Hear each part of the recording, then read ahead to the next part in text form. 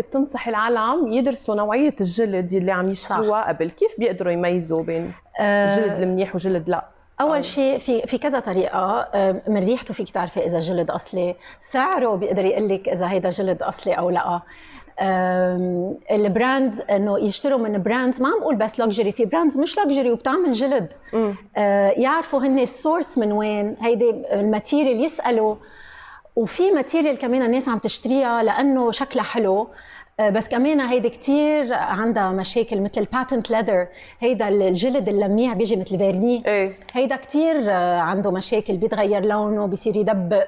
رنا، معقولة تعملي ورك شوب هون بلبنان للستات اللي بيحبوا يحافظوا على جسدينهم، على لبسهم؟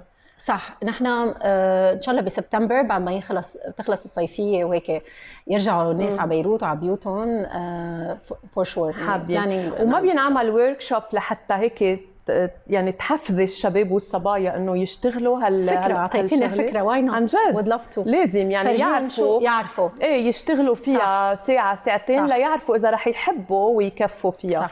صح. هيك انا بشجعك. ثانك يو.